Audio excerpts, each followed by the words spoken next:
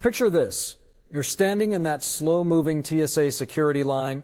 Your flight is already boarding. The person behind you is sighing loudly, and you're trying not to panic.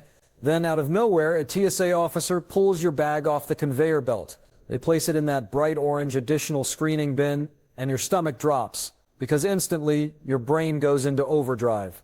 Wait, are my medications packed correctly? Did I accidentally break one of those new 2025 TSA rules? Are they about to throw away my insulin pen, my prescription cream, my ADG meds? Am I in trouble? What did I do wrong? If you've ever traveled with medication, you know that exact moment of fear. And in 2025, that fear is becoming more common than ever, not because TSA is getting stricter, but because travelers don't actually understand the updated rules. This year, TSA quietly rolled out several small but important changes to the way medication is screened. And while none of them are dramatic, even one tiny mistake can get your medication delayed, questioned, swabbed, held, or in some cases, temporarily confiscated until a supervisor approves it. So today, I'm going to walk you through everything. The rule changes nobody explained. The mistakes that make TSA officers suspicious. The packing errors that turn a simple flight into a stress-filled nightmare. And the international rules that can get you fined, detained, or denied entry if you don't follow them correctly. By the end of this video, you'll be one of the few people who know exactly how to travel with medication safely and confidently in 2025 and beyond. Let's start with the most important rule of all. The one rule that destroys more trips, more vacations, more honeymoons, and more business travel than anything else. The rule almost everyone breaks without realizing it. Never, under any circumstances, put essential medication in checked luggage. I'm going to repeat that because this one golden rule can literally save your life, your trip, or both. Never put your medication in checked bags. Here's why. Airlines can force you at the very last second to gate check your rolling carry-on if overhead bins fill up. It's not optional. They literally take your bag out of your hands and place it under the plane. And once that happens, you have zero control over where it goes or when you'll see it again. And as much as airlines never want to admit it, lost luggage still happens constantly. Bags miss connections, bags stay behind, bags get mislabeled, bags end up in entirely different airports. Now imagine your blood pressure medication is in that bag, or your antidepressant, or your heart medication, or your insulin, or your anti-seizure pills, or something you rely on every single day. Suddenly a lost suitcase isn't just annoying, it's dangerous, stressful, expensive, and sometimes medically serious. Getting a replacement in another state is already difficult. Getting a replacement in another country, practically impossible. Different laws, different pharmacy rules, different brand names, different regulations. It can take days, not hours. So from now on, make this a habit. When you pack your personal item, your small backpack or purse that stays under the seat in front of you, the first thing that goes in there is your medication, not headphones, not snacks, not chargers, not your laptop. Medication always goes first. And that personal item is what saves you when everything else goes wrong. Now let's talk about pills, because this is where people get really confused, and this is where the 2025 rules start to matter. If you're flying within the United States, TSA is actually very chill about pills. You can keep them in regular pill organizers, weekly boxes, daily organizers, sorted pill trays. All of that is perfectly fine. TSA does not require original prescription bottles for domestic flights. However, and this is important, original pharmacy bottles make the screening process faster and smoother. When a TSA officer sees a properly labeled bottle, they move on. When they see an unlabeled handful of random pills inside a plastic pill case, they're more likely to ask questions or run a test. It's not illegal, it just slows everything down. But internationally, completely different story. Outside the US, pill organizers can actually get you in serious trouble. Many countries see unlabeled medication as unidentified drugs. Customs officers want to verify the medication name, dosage, your name, and the prescribing doctor. So when you're traveling internationally, always keep medications in the original labeled pharmacy bottles. If your name doesn't match your passport or if the medication looks unidentified, they can confiscate it or deny entry. Some travelers have even been fined for this mistake. Now let's get into the part that makes travelers the most nervous: medical liquids. In 2025, TSA kept one rule exactly the same. Medical liquids are still exempt from the 3-4-0. That means if you need a prescription liquid, a medical gel, a cream, an ointment, or a syrup, you can bring more than 100 ml. You can even bring multiple bottles. This includes things like prescription cough syrup, liquid antibiotics, saline, contact solution, medicated lotions, EpiPens, insulin pens, and more. Even gel packs or ice packs for temperature-sensitive medication are allowed. But here's the part travelers get wrong. You must declare medical liquids. Not declaring them is a red flag. Trying to hide them makes officers suspicious, and when TSA gets suspicious, they slow everything down. When you reach the X-ray belt, take medical liquids out of your bag, place them in a clear bag, and simply say, "I have medical liquids I'd like to declare." If you don't want your medication going through the X-ray machine, you have the right to request a manual inspection instead. TSA legally must honor that request. But again, the key is communication. Now let's talk about needles, injectables, and medical devices, because these items scare travelers the most. Most travelers get nervous carrying needles or injectables through airport security, but the reality is this: TSA sees them every single day. Diabetics, allergy patients, autoimmune patients, fertility patients, millions of people rely on syringes, insulin pens, EpiPens, or pre-filled injections. TSA is trained for this. But there's one rule. You can only bring needles and syringes if they are paired with the medication they are intended for. In other words, an insulin syringe needs insulin with it. A pre-filled injection should be properly labeled. Any loose needles without a matching medication can trigger questions, delays, or refusal. If you do carry needles, keep them in a proper hard case. Don't just toss them in your backpack. A structured case signals to TSA that this is legitimate medical equipment. Many travelers who use injectables also travel with a doctor's note, which I'll explain more about when we get to international regulations. As for medical devices, things like insulin pumps, CGMs, inhalers, and EpiPens, all of these are allowed. In fact, TSA has a specific set of procedures for travelers with medical devices. If your device can't go through a body scanner, all you have to do is request a pat-down instead. TSA is required to provide that accommodation. And here's something almost nobody knows. TSA has a program called TSA Cares. It's a completely free support service for travelers with medical conditions or disabilities. If you call them at least 72 hours before your flight, they can arrange personalized help. You can get an assistant to help guide you through security, explain your medical needs to officers, or simply reduce the stress of the process. If you're someone who travels with complex medication, this service can be a game changer. Now let's move to something people severely underestimate: over-the-counter medication. Inside the US, STNids are not a big deal at all. You can bring Tylenol, Advil, Benadryl, Imodium, antacids, allergy meds, anything. Pills can be in organizers, bottles, or even loose packets. Liquid OTC medicines also fall under the medical exemption, meaning larger quantities are allowed as long as they're medical in nature. But here's where travelers get blindsided. The moment you cross a border, those rules change dramatically. Just because something is sitting on a Walgreens shelf doesn't mean another country allows it. Sudafed, which contains pseudoephedrine, is banned in Japan. Codeine, harmless in the USSR, in Greece and the UAE. Benadryl diphenhydramine is restricted in certain countries as well. People assume if I can buy it in America, it's legal everywhere. But that assumption gets thousands of travelers stopped by foreign customs every year. Medications you think are innocent can be considered controlled substances overseas. When in doubt, you must research the rules for the country you're entering. But I'll make it even simpler. To travel internationally with medication safely, you need what I call the documentation Trinity. 3 documents that almost guarantee smooth clearance. No questions, no suspicion, no problems. The first is the original labeled medication container. No pill organizers, no Ziploc bags, no unlabeled bottles. Customs officers in many countries do not tolerate unlabeled med. They want to see your name, the prescribing doctor, the dosage, and the name of the medication. The second is a paper copy of your prescription. Yes, paper, not digital, not a screenshot. Actual printed proof. Pharmacies can print these for you in minutes. The third is a doctor's letter. This is not mandatory everywhere, but it solves 99% of issues instantly. The letter should include your full name and date of birth, the medication names, both brand and generic, the medical condition they treat, the dosage, and the total quantity you're carrying. For countries with strict drug laws, having this letter translated is even better. These 3 items make you look responsible, legitimate, and transparent. And that is exactly how customs officers want travelers to appear. Now let's talk about the most sensitive topic: controlled substance. This is where things get tricky, and this is where the stakes rise fast. We're talking about ADHD medications like Adderall and Ritalin, anti-anxiety medications like Xanax or Valium, strong painkillers, and certain sleeping pills. These medications are not treated lightly in many parts of the world. Some countries allow them but limit them to a 30-day supply.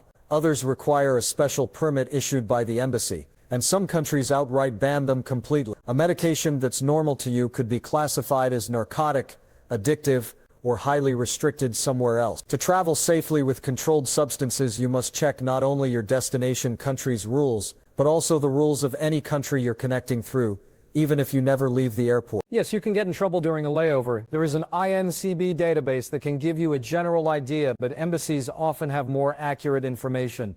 When dealing with controlled meds, double-checking is not optional unless you want a surprise interrogation at foreign customs. Now let's talk about packing, because how you pack your medication is just as important as what you bring.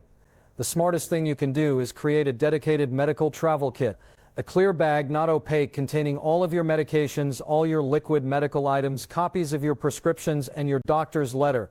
When TSA sees a clear, organized medical bag, the screening goes faster. Officers appreciate transparency, and presenting your medical bag separately at security makes the whole process smoother. You should also bring more medication than you think you'll need, enough for your entire trip plus at least one extra week. Why? Because delays happen. Flights get canceled, borders close, and pharmacies overseas may not have what you need or won't dispense it without a local doctor visit. And for an extra layer of protection, keep digital backups. Photos of your prescriptions, your doctor's letter, and your medication labels stored in the cloud. If the physical copies get damaged or lost, digital versions can save you. So let's bring everything together now, because this is where travelers either stay safe or get into trouble without even realizing it. Traveling with medication in 2025 is basically a game of preparation, communication, and avoiding assumptions. When you know the rules, security becomes easy. When you guess, that's when the problems start. Let's paint a real scenario. You're packing for a 5-day trip. You think, I'll just put my medication in my suitcase to keep things organized. The suitcase gets checked, then lost. Now you're standing in a hotel room hundreds of miles away without your essential meds, trying to call your doctor, your pharmacy, your insurance company, the airline, all while panicking and on hold. That entire nightmare could have been avoided by simply putting your medication in your personal item. Or imagine you're going abroad. You move all your pills into a small travel organizer to save space. At US airports, no problem. But the moment you land in another country, a customs officer sees an organizer filled with unlabeled pills. He doesn't know what medication it is, who prescribed it, or whether it's legal in his country. And suddenly, you're pulled aside for questioning. Your organizer gets confiscated. You have no medication for your trip. That disaster also could have been avoided by keeping everything in original labeled bottles. And then there's the traveler who brings medical liquids like prescription creams or saline, but forgets to declare them at TSA. The bottle gets flagged, pulled out, swabbed for chemicals, questioned, delayed, and now you're running to your gate in a panic. Another avoidable problem. These scenarios happen every single day, not because people are careless, but because the rules feel confusing, scattered, or unclear. That's why knowing the 2025 updates is so important. The real secret to traveling with medication is thinking like TSA for a moment. What does a TSA officer want? They want transparency. They want to understand what the item is. They want to know quickly whether something is a normal medical item or a potential threat. When you pack clearly and declare confidently, you remove every reason for suspicion. It's the same for international customs officers. They're not trying to take your medication away from you. They just want proof that the medication is legitimate, prescribed, and legal in their country. Respect their process, and you breeze right through. But here's something travelers almost never think about: medication quantity. If your trip is 7 days, don't bring only 7 days of medication. Bring 8 or 9 or 10 days. Life happens, weather delays happen, missed connections happen, illness happens. Having a cushion of a few extra days of medication is not just smart, it's essential. If you rely on a meta daily, running out in another country is not a situation you want to experience. Let's talk about another mistake people make. They assume every country uses the same brand names. They don't. A medication you know is Zyrtec might have a different name overseas. Your blood pressure medication might be available but under another brand. Or it might not be available at all without seeing a local doctor. Relying on "I'll just buy it when I get there" is one of the riskiest things you can do. And then comes the digital side, something people only think about when it's too late. If your prescription paper gets lost or soaked or torn, digital photos stored in your phone or cloud service become lifesavers. A customs officer might accept them. A foreign doctor definitely will. Even your airline's medical desk might ask for documentation. Having those digital backups means you're never stuck. Now let's zoom out and talk about the overall mindset of traveling with medication in 20. The goal is not to pack more. The goal is to pack smarter. You don't need a huge medical briefcase. What you need is clarity, legality, and accessibility. Your medication should always be visible, labeled, easy to access, easy to explain, easy to verify, easy to repack. The moment a TSA officer or customs agent has to guess what they're looking at, your chances of delays skyrocket. When everything is organized and clear, the experience becomes effortless for you and for them. Let's go through a quick mental rehearsal, because this is how you stay calm at the airport. You walk up to security. Your medical liquids are already separated in a clear bag. Your pills are in original bottles if you're traveling internationally, or in an organizer for domestic travel. You have your prescriptions ready, but not necessarily out, just available if needed. You declare medical liquids confidently. If you have injectables, they're packed in a proper case. Your medical devices are accessible, and you're ready to ask for a pat-down if needed. Your personal item holds all your essential medication. Your suitcase holds none of it. You walk through security. You pick up your items, you move on. No stress, no delays, no confusion. That is what medication travel looks like when you know the rules. The people who get pulled aside, questioned, or delayed are usually the ones who hide items. Forget to declare things. Use unlabeled containers. Pack meds in checked bags, carry restricted medications without documentation, or simply don't know the rules. Once you understand the system, TSA is not scary. In fact, traveling becomes smoother than ever. And now let's talk about something important. The final recap of the 2025 medication rules that every traveler needs burned into their brain before they head to the airport. Everything you've heard so far leads to one simple truth. Medication travel isn't actually complicated. It just feels that way because people mix old rules with new rules, domestic rules with international rules, and assumptions with reality. But once you internalize the system, everything starts making sense. And as we close out this guide, I want to walk you through a final mental map, a way of thinking that keeps you out of trouble every single time you travel in 2025 and beyond. Start with the most important principle of all: medication is essential, not optional. It deserves priority packing. It deserves the safest location in your bag. If you treat your medication like an afterthought, the trip will punish you for it. But if you treat it like a non-negotiable necessity, the whole journey becomes easier. That's why the golden rule exists. The rule that says every essential medication goes into your personal item, never into checked luggage, never into something that could get taken from you unexpectedly. Remember, you are not just packing for the flight.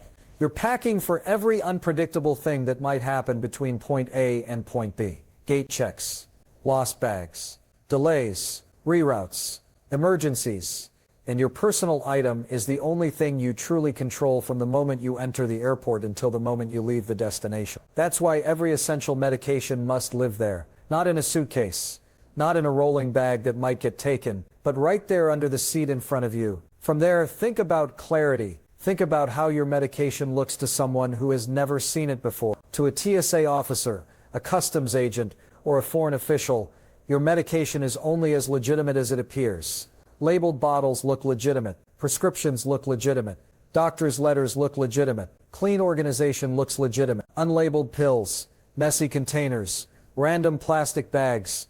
These look suspicious even if you have nothing to hide. This is why the original pharmacy bottles matter so much. Domestically, TSA doesn't require them, but having them makes every interaction smoother. Internationally, original bottles are basically mandatory. They carry your name, your doctor's name, the medication name, the dosage, and the pharmacy information. That label is your passport for your medication. Without it, you're asking authorities to take your word for it, and that almost never works. Next, think about honesty. People get into trouble when they try to hide medical liquids or hope TSA won't notice. They notice everything. The smartest thing you can do is be upfront. When you get to the belt, take out your medical liquids and say, calmly and confidently, "These are medical liquids I need to declare." TSA officers appreciate clarity. They do not appreciate surprises. When you declare something, they already know what to expect and how to screen it. When you don't declare it, suddenly you're creating unnecessary suspicion. The same goes for needles or injectables. You're not the first person to carry them. TSA sees them all day long. But they need to see them in a safe, legitimate context. A clean injector pen in its proper case. Perfect. A loose needle buried under a charger. Problem. Again, it's not about restricting you. It's about making the screening process predictable and safe. Then there's international travel, the zone where people unknowingly step into legal trouble. Traveling with medication across borders is not the same as traveling with medication within the U.S. Every country has its own list of controlled substances, and some of them might shock you. Medication you consider basic could be banned elsewhere. That's why researching your destination and your layover countries is essential. One oversight, one restricted ADHD medication, one banned ingredient, and suddenly you're dealing with a very uncomfortable conversation with customs officials. This is where documentation saves you. The paper prescription that proves it's yours. The original bottles that prove legitimacy. The doctor's letter that explains everything in a professional medical format. Together, these three documents form a shield, not just to get you through customs, but to protect you in case anything is questioned. Always remember, customs officers don't know you. They don't know your medical condition, your routine, your needs, or your intentions. All they have is what you show them. If you show them clarity and legitimacy, they let you through. If you show them confusion or disorganization, they slow things down.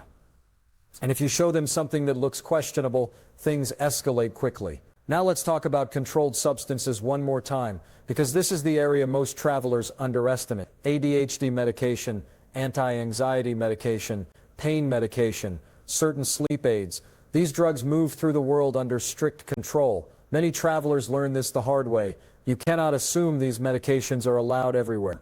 You must confirm with your embassy, your airline, or your destination's official websites. You must know the quantity you're allowed to carry. You must know whether you need a permit, and you must know whether a doctor's letter is required. The consequences for getting this wrong range from annoying to serious. Confiscation is the mild outcome. Fines, detainment, or denial of entry are the harsher ones. And remember, this can happen even in countries that are friendly to tourists.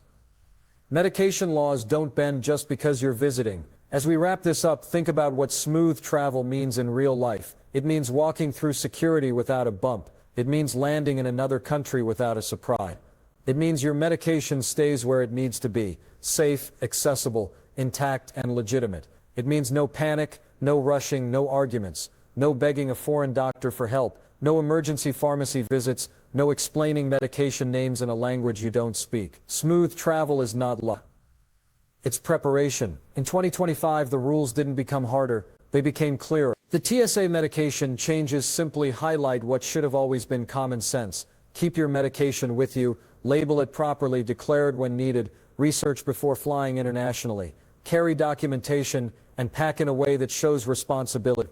If you follow everything in this guide, your medication will never be confiscated. You'll never be delayed. You'll never panic at security again. Instead, you'll walk through the airport with the quiet confidence of someone who actually knows what they're doing, which now is you. And if even one traveler avoids a nightmare at TSA because of this video, then it's worth it. If you want a full printable checklist of the 2025 medication travel rules, just let me know. I can make one for you.